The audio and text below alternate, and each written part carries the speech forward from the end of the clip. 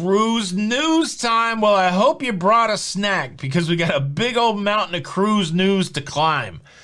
Let's talk about it.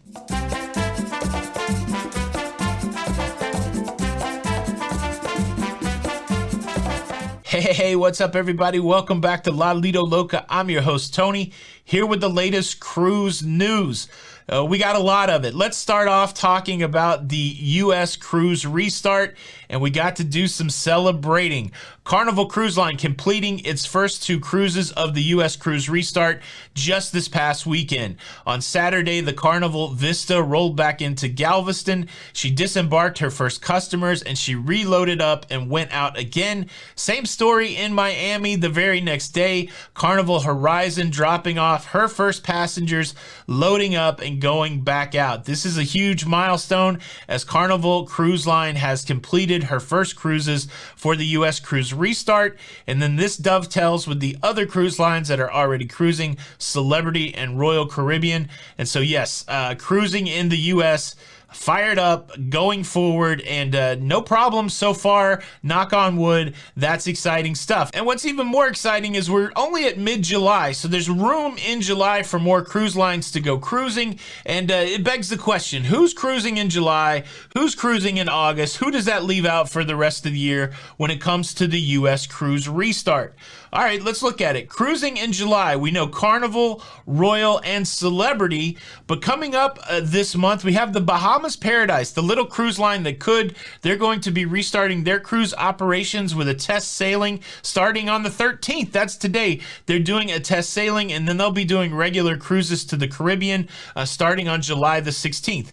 So Bahamas Paradise jumping into that July game. And then also we've got cruise lines that are getting ready to go out of Seattle up to Alaska. Royal's got a ship that's working through that process. And then good old Holland America line, they'll actually be on the docket for July. So if we look at July, Carnival, Royal, Celebrity, Bahamas Paradise, and HAL pushing forward the U.S. cruise restart. And then as we slide into August, we've got even more cruise companies starting up again. NCL, MSC, Princess, Disney, all going to be making their U.S. cruise restart happen in August. And then one other notable, if we look all the way to October, we have the debut in the U.S. of Virgin Voyages. I think we can confidently say that the U.S. cruise restart is going well. And it's a good time to remind you of something and to thank today's sponsor, Surfshark VPN. Yes, cruising is back, travel is back. That means more connections to public and shared Wi-Fi. Look, I spent a lot of my career working corporate IT, and one of the things I did was preach against public Wi-Fi. Every computer I sent out from the office, I made sure there was VPN technology on it so that people in the field could connect back to the office in a secure way. And it's no different now that we're out there traveling. VPN, Virtual Private Network, it's a tool that you can use to be more secure when you are on unprotected, unsecure networks that you don't know. One really appealing feature of Surfshark VPN is it allows for unlimited devices for one price. So, you got a laptop, you got a mobile phone, you got a family that's got all those things. You're not paying on a per device level. You're getting all of those devices for one price. And then have you heard of geo blocking? This is another interesting thing that you can do with the VPN. Imagine you're trying to connect from your US Netflix account from a foreign country, and it just happens to be a foreign country that US Netflix doesn't accept connections from. Well, with a virtual private network, you can make a connection and you can be as if you're in the United States. So you can watch your Netflix from abroad, for example. Another interesting use of VPN technology. Surfshark VPN got a great deal for the Loca fam. Use the promo code LOCA for 83% off of Surfshark plus 3 free months. There's a 30-day money-back guarantee with Surfshark, so you can try it at no risk. 83% off, 3 free months, unlimited devices. Link is in the description. Thank you, Surfshark VPN, for the sponsorship. Our next story involves a very popular cruise destination. We're talking about the Cayman Islands. Grand Cayman is on many cruise lines' itinerary list, and a lot of people have been asking, when will cruise ships be allowed to go back to the island? Well, the Cayman Islands have just announced their new reopening process. It's a phased process. Well, the big takeaway for cruise passengers is that trips to the Cayman Islands will not be happening in 2021. The earliest they expect to see cruise ships in the Cayman Islands would be January of 2022. So if you have a current itinerary that has the Cayman Islands on it, expect some sort of change. But at least we know there's been uncertainty around the Cayman Islands, and at least we know as cruisers it will be 2022 before we will see that as a cruise stop. The next story takes us to Columbus, Ohio, and it's a story about getting your refund for the cruise you couldn't take, or getting your future cruise credit.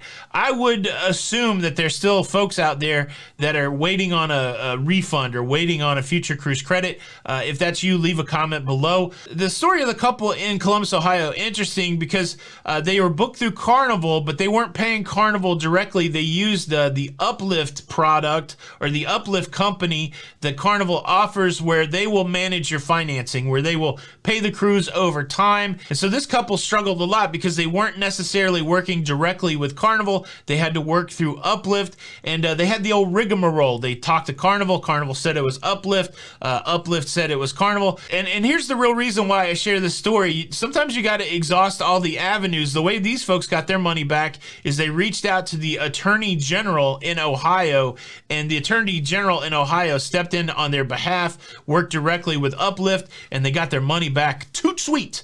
They got their money back pretty quick. So I know there's got to be people out there that are still having refund challenges. I just wanted to tell you another possible way, maybe the Better Business Bureau in your community, or like your state attorney general, if you've come to an impasse with the cruise line or whoever you're working with to get your money back, there are other options out there. But I'm glad these people got their money back for their cruise. Now I've got a story that you could categorize as, wow, I never thought that would be a story, but it's a story from the American cruise lines.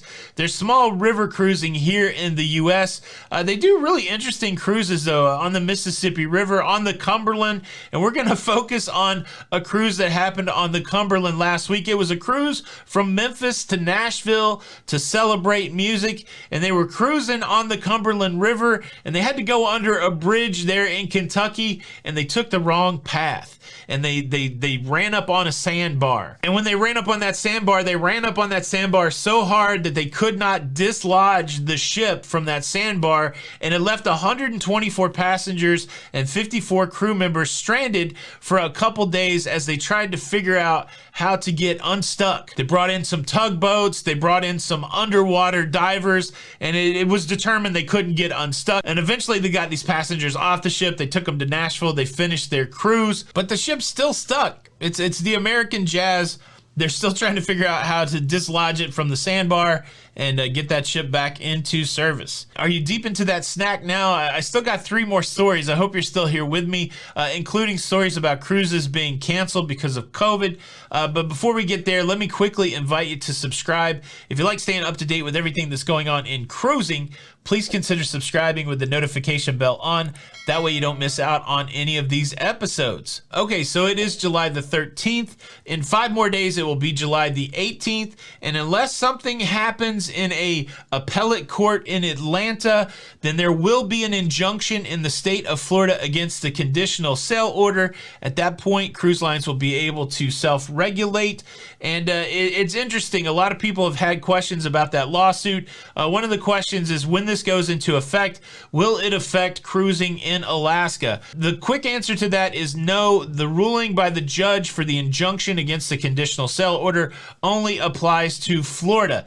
Now, on top of that, there has been another development. If you remember early on, after Florida sued the CDC, the federal government, they were joined in that lawsuit by Alaska and by Texas. Well, now Alaska says, we're out.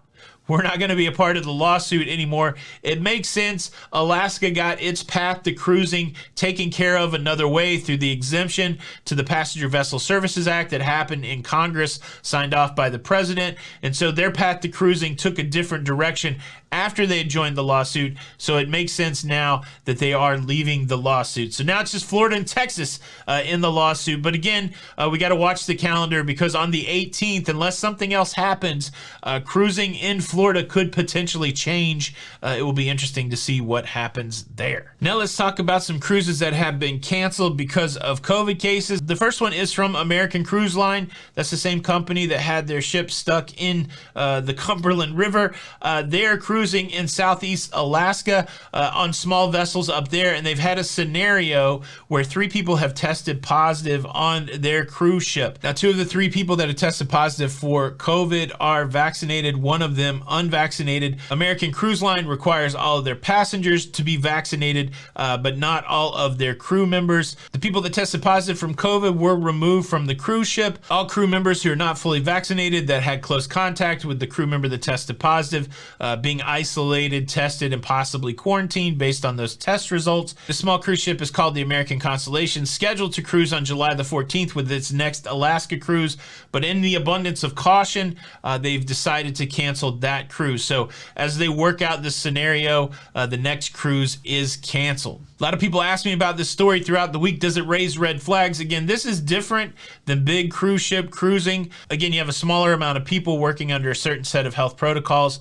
It does seem like everything is being handled. It makes sense to me that they would cancel the next cruise just to make sure that everything works out. I don't think this is a big deal in the cruise restart. I've said it before, we're going to have cases on cruise ships. It's going to cause a variety of things, sometimes cancellation, but that's part of the status quo I would feel going forward. So I'm not too concerned about this. I hope everybody recovers and that they get back to cruising again soon. But if we do want to talk about big cruise ships that are canceling sailings because of COVID, let's talk about Cunard. Let's talk about the Queen Elizabeth. Just last week, there were several crew members on the Queen Elizabeth testing positive for COVID, and the decision's been made to not cruise with passengers until all of that's taken care of. And so they've now pushed out their sailings until August the 13th. And of course, the fair question is this cancellation a big deal? Well, certainly it's a big deal for people who got canceled, but we're looking at the Cunard here, looking at Royal Caribbean, cruise lines that have canceled cruises before taking on paying passengers.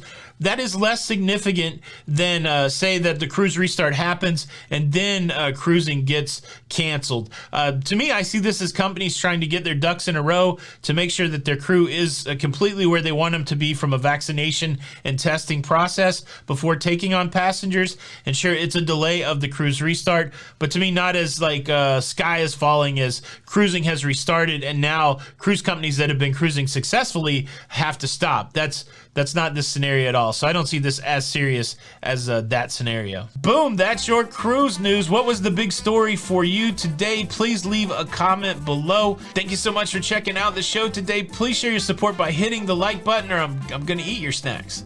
How about that? This is Tony with Lido, Loca, and until the next time, we'll see you on the Lido. Bye.